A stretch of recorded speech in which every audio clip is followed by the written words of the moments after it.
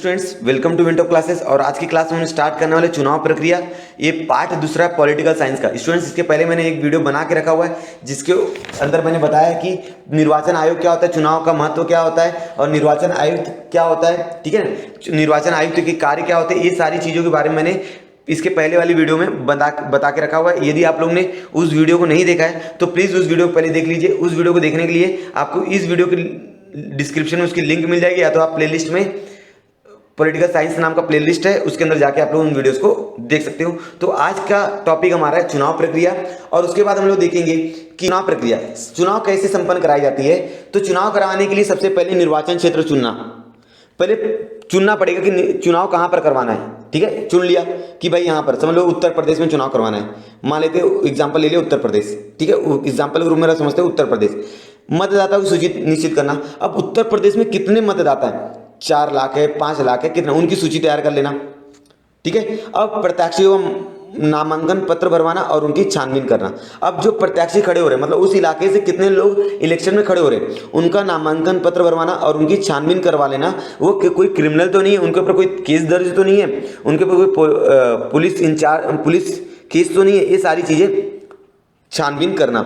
उसके बाद जब निर्वाचन क्षेत्र का चुनाव हो जाए, प्रत्याशियों का सूची तैयार हो जाए, फिर प्रत्याशियों का नामांकन पत्र तैयार हो जाए, उसके बाद चुनाव का प्रचार करेंगे। ये जो प्रत्याशी का नाम हो गया है, इसके बाद क्या होगा, चुनाव प्रचार होगा। चुनाव प्रचार होगा तभी तो जनता को मालूम पड़ेगा ना उसकी चुनाव आ गया है। फिर जैसे चुनाव प्रचार हो जाएगा, उसके बाद क्या होगा, मतदान होगा, प्रत्यक्ष मतदान होगा। अब मतदान में होने के बाद उसको मत को क्या किया जाएगा, गिना जाएगा, मतगणना की जाएगी। ठीक है, और चुनाव का परिणाम कि कौन जीता। और फिर जब चुनाव का परिणाम आ जाएगा तो चुनाव के दौरान जो भी विवाद उत्पन्न हुए थे, उन विवादों को क्या किया जाएगा, निराकरण किया जाएगा। तो आपको समझ में आ गया वो चुनाव प्रक्रिया कैसे होती है। सबसे पहला काम निर्वाचन क्षेत्र निर्मित करना, उसके बाद जो भी वोट देने वाले मतदाताओं की सूची तैयार करना, उसके बाद जो इलेक्शन में खड़े होना है प्रत्याशियों का नामांकन पत्र भरवाना और छानबीन करना, इसके बाद चुनाव का प्रचार करना, फिर मतदान देना, फिर मत की गणना करना, फिर चुनाव का परिणाम घोषित करना। लास्ट में क्या करेंगे, चुनाव के संबंधित विवादों का क्या करेंगे हम लोग, निराकरण करेगा। ये काम कौन करेगा, ये काम करेगा निर्वाचन आयोग। समझ में आ गया होगा स्टूडेंट्स। तो अगला टॉपिक हमारा है भारत में निष्पक्ष और न्यायपूर्ण वातावरण में चुनाव आयोग द्वारा स्वतंत्र रूप से जिन उपायों और कार्यान्वित किया गया है उसे आचार संहिता का समावेश किया जा सकेगा। मतलब कोड ऑफ कंडक्ट। इसमें क्या होता है स्टूडेंट्स, निष्पक्ष रूप से और न्यायपूर्ण तरीके से चुनाव होना चाहिए। इसलिए क्या करता है कि चुनाव आयोग कुछ नियम लगाता है, खुले वातावरण में चुनाव होना चाहिए, इसलिए चुनाव आयोग क्या करता है, कुछ नियम लाता है। ठीक है ना, उस नियम को क्या कहते हैं, आचार संहिता कहते हैं। समझ में आ गया।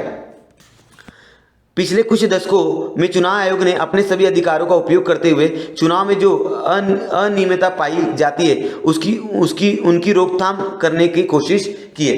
मतलब चुनाव के दौरान जो भी अनियमितता आती है, जो भी कठिनाई आती है, उनकी रोकथाम चुनाव आयोग करता है। चुनाव से कुछ समय पूर्व, चुनाव से थोड़े दिन पहले ही क्या करता है, चुनाव के समय सरकार राजनीतिक दल मतदाताओं का चुनाव से संबंधित किन नियमों का पालन करना चाहिए। मतलब जब चुनाव की तारीख घोषित होती है कि हाँ इस दिन चुनाव होगा और उसका स्थान निश्चित किया जाता है, तो चुनाव आयोग क्या करता है, उसके लिए आचार संहिता निर्धारित करता है। और उस आचार संहिता का पालन सरकार को, राजनीतिक दलों को, प्रत्याशियों, सरकार जो है, राजनीतिक दल जो है और प्रत्याशी जो इलेक्शन में खड़े हुए, यहाँ तक कि जो मतदान करने जाने वाले लोग हैं उन पे ऊपर भी ये लागू होता है। सरकार इन नियमों को भंग नहीं कर सकती, जो सरकार है उन नियमों को भंग नहीं कर सकती, उन पर कोई अधिकार नहीं। पिछले कुछ चुनाव में आचार संहिता का पालन न करने पर जो कार्रवाइयाँ की गई उससे सामान्य मतदाता आश्वस्त होता दिखाई दिया है। मतलब पिछले कुछ दिनों में चुनाव हुए होंगे, उसमें मतलब आचार संहिता को भंग किया गया, फिर उसके लिए क्या किया, दंडित किया गया और बाद में चुनाव अच्छे से किया गया। अब आगे निष्पक्ष और न्यायपूर्ण चुनाव करवाने में आने वाली चुनौतियां। अब उनको चुनाव तो करवाना है, चुनाव आयोग को चुनाव तो करवाना है, लेकिन चुनाव करवाते समय बहुत सारी कठिनाइयां आती है उसको। हमारे देश में विस्तार है, हमारा देश बहुत बड़ा है, मतदाताओं की संख्या बहुत ज़्यादा है। पूरे विश्व में सबसे ज़्यादा मतदाता भारत में पाए जाते हैं, ये मैंने पहली वीडियो में बताया, पहले पार्ट में। ठीक है, बहुत बड़ा चुनौतीपूर्ण कार्य। निर्वाचन आयोग कानून के दायरे में रहकर इन चुनौतियों का सामना करता है। तो निर्वाचन आयोग होता है, इतनी ज़्यादा समस्या होने के बाद भी वो कानून दायरे में रहकर, कानून के दायरे में रहकर चुनौतियों क्या करता है, वो सामना करता है और वो सारी चुनाव वो शांतिपूर्ण मार्ग से करता है। समझा? चुनाव के दौरान अनुचित कार्य को रोकने का काम भी ये करेगा। जिन पर अपराध का आरोप है ऐसे प्रत्याशियों को क्या करेगा, हटा देगा, मतलब उनको चुनाव लड़ने नहीं देगा। चुनाव के समय होने वाली हिंसा पर रोक लगाना, ये सारे काम कौन करेगा, चुनाव आयोग करना है। ठीक है। चुनाव के समय बड़ी मात्रा में पैसों का अवैध रूप लेन देन होता है। सही बात है। आप लोगों ने देखा होगा बहुत सारे जो इलेक्शन में खड़े होते हैं वे जो राजनीतिक दल के नेता होते हैं बहुत बड़ी मात्रा में पैसे का लेन देन करते हैं, जनता को पैसे बांटते हैं। तो इसकी भी रोकथाम करने का काम कौन करता है, चुनाव आयोग करता है। उसकी रोकथाम के लिए निर्वाचन आयोग कुछ उपाय योजना करनी पड़ती है। ठीक है। कुछ प्रत्याशी आपराधिक प्रवृत्ति को होते हैं। आपराधिक प्रवृत्ति मतलब वो लोग पहले से कुछ गलत काम करके आए हुए होते हैं और बाद में वो इलेक्शन में खड़े होते हैं। तो अगर निर्वाचन आयोग को मालूम पड़ जाएगा कि ये अपराधी है तो उसको चुनाव लड़ने नहीं देगा, उनका टिकट कैंसिल कर दिया जाएगा। और वे जीत कर भी आते हैं, इससे राजनीतिक अपराधीकरण होगा। अगर हम राष्ट्रीय चुनाव आयोग ने ऐसा काम नहीं किया, ठीक है, अपराधी को भी टिकट दे दिया, तो जब वो चुनकर आएंगे तो स्टूडेंट्स वो कैसे काम करेंगे, अपराधी वाले ही काम करेंगे क्योंकि ऑलरेडी वो अपराधी हैं। ठीक है। तो ऐसे लोगों का चुनाव लड़ने नहीं दिया जाता है। चुनाव के समय होने वाली हिंसा भी एक बड़ी चुनौती है। चुनाव के दौरान होने वाली हिंसा की घटना में वृद्धि हो रही है। चुनाव के दौरान बहुत सारी हिंसा की घटना में क्या हो रही है, वृद्धि हो रही है। इसकी रोकथाम करने के लिए राजनीतिक दलों को आगे बढ़कर निर्वाचन आयोग की सहयोग देना चाहिए। और इसकी रोकथाम करने के लिए जो राजनीतिक दल चुनाव में खड़े हुए हैं उनको खुद आकर चुनाव आयोग की क्या करनी, सहायता करनी चाहिए। समझ में आ रहा है स्टूडेंट्स आप लोग को? चलिए अगला, परिवारवाद। सोचिए, परिवारवाद से राजनीतिक दलों में कौन सी हानि होती है? परिवारवाद मतलब जैसे उसके पिताजी नेता बने, उसका फिर बेटा नेता बना, फिर उसके बेटे का बेटा नेता बना। अगर ये परिवारवाद चलता रहा तो इससे क्या होगा कि एक ही परिवार के पास पूरी सत्ता रहेगी, पूरे देश की जो पावर है वो एक ही परिवार के पास रहेगा। वो परिवार जो करना चाहे वो करेगा। और दूसरी कारण यह है कि उसी परिवार के लोगों को मौका मिलेगा, जो दूसरे लोग हैं उनको मौका मिल पाएगा क्या, नहीं मिल पाएगा। तो इसलिए परिवारवाद का होना राजनीतिक दल में एक खतरा है। ठीक है। क्योंकि समाज के दूसरे लोग को उसका अधिकार नहीं मिल पाता। स्टूडेंट्स समझ में आ रहा होगा मैं जो बोलना चाह रहा हूं, ठीक है ना? ओके चलो, एक वोट एक मूल्य, इसे आप क्या समझते हैं? एक वोट एक मूल्य, एक वोट एक मूल्य से क्या है स्टूडेंट्स? हर एक वोट क्या होता है, उसका एक मूल्य होता है। एक वोट जो होता है वो सरकार को गिरा भी सकता है और एक वोट सरकार को बना भी सकता है। तो आपके एक वोट का मूल्य है। ठीक है। आप ये सोच के वोट नहीं दे सकते चलो यार मैंने वोट नहीं दिया तो क्या होगा, चलो जान दो मेरे वोट से क्या होगा। लेकिन हर एक वोट का क्या है, एक मूल्य है। एक वोट से सरकार गिर भी सकती है और एक वोट से सरकार बन भी सकती है। समझ में आया होगा आप लोगों को? तो चलिए अब आगे बढ़ते हैं। राजनीति में अपने परिवार का अभाव बना रहे इसके लिए रिश्तेदारों को जिम्मेदारी देने की कोशिश की जाती है। सही बात है। बहुत सारे ऐसे पार्टी है जहां पर लोग क्या करते हैं, अपने परिवार का दबदबा बना रहना चाहिए। ऐसे लोग क्या करते हैं, अपने बेटे को नेता बना देंगे, फिर उसका बेटा होगा तो उसका बेटा नेता बन जाएगा।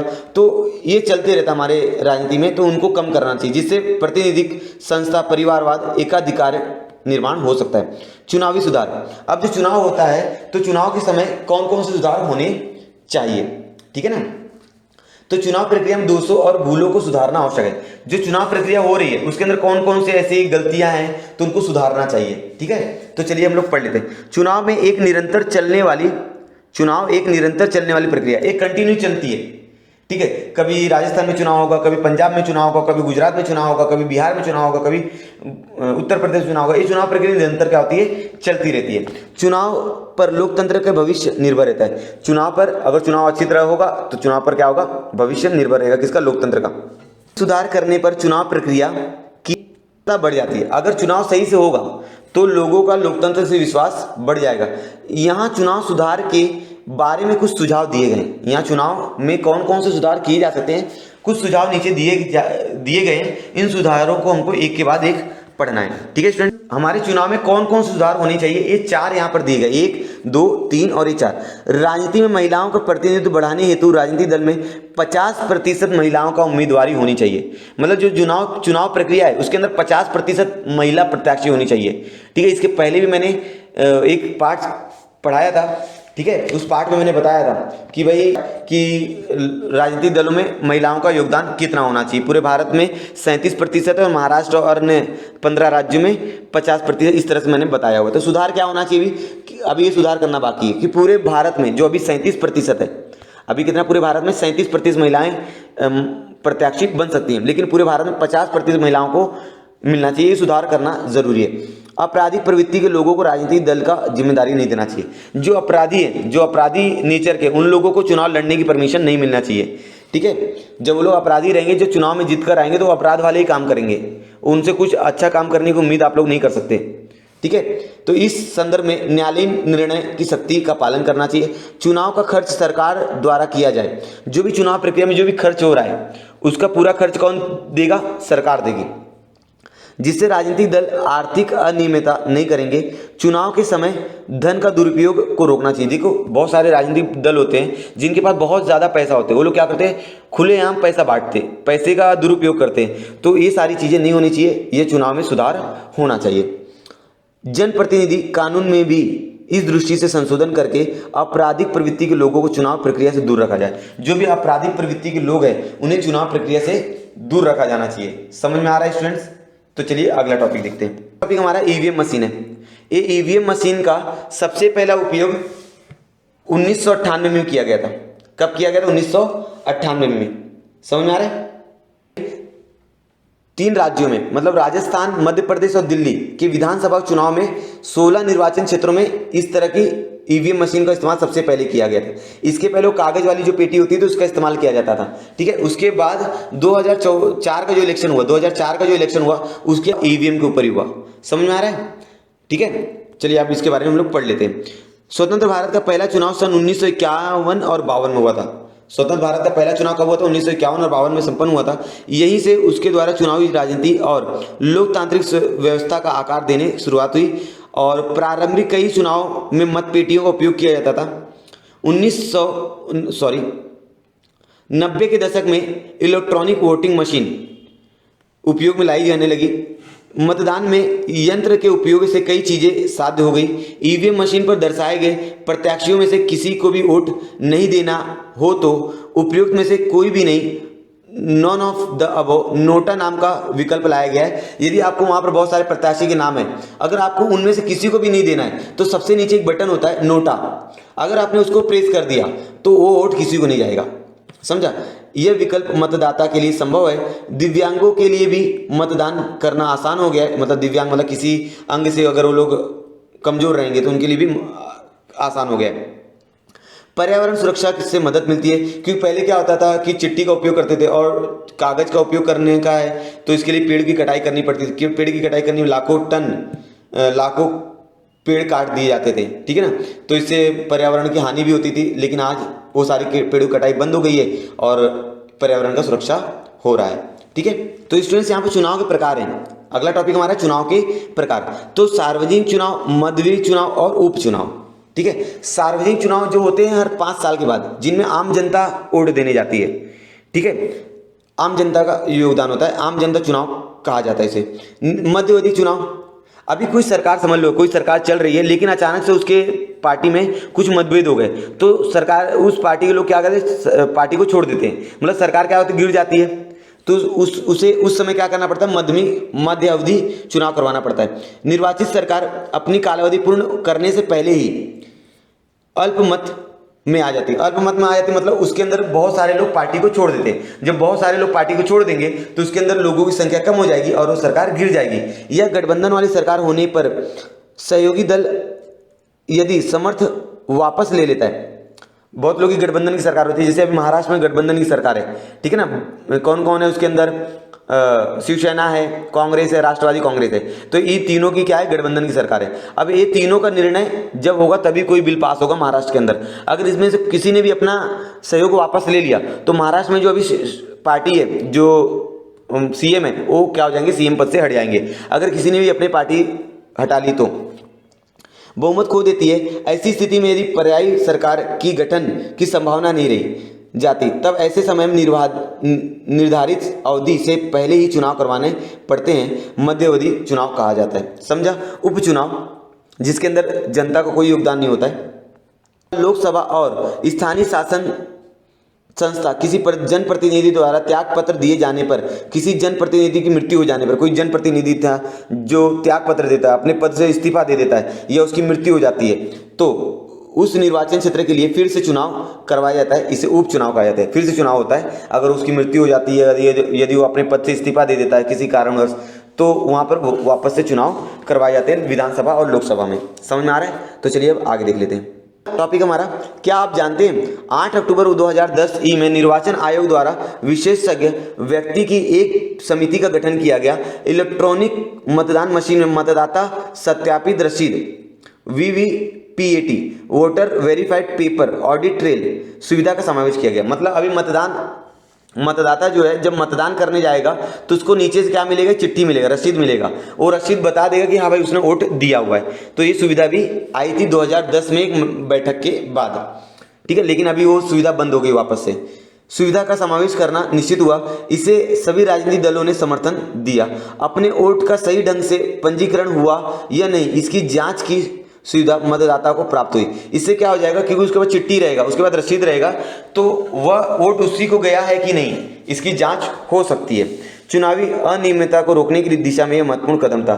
चुनाव में जो अनियमितता होती है, पहले क्या होता था, अगर कोई बटन दबा रहा है तो बटन गलत व्यक्ति को वोट चला जाता था, लेकिन जब रसीद निकलेगी तो रसीद में तो चुनाव चिन्ह आएगा, जिस व्यक्ति को उसने वोट दिया वो सारा चीज लिख कर आता है। तो ये जो पहले गलत हो जाते थे मशीन के साथ, वो चीजें नहीं हो पाएगी। ठीक है स्टूडेंट्स, इस पार्ट में हमने चुनाव प्रक्रिया के कई अंगों का अध्ययन किया है। अगले पार्ट में हम राजनीतिक दलों के बारे में अध्ययन करने वाले हैं। तो अगला पार्ट जो है पार्ट तीसरा, उसके अंदर हम लोग पढ़ने वाले राजनीतिक दलों के बारे में।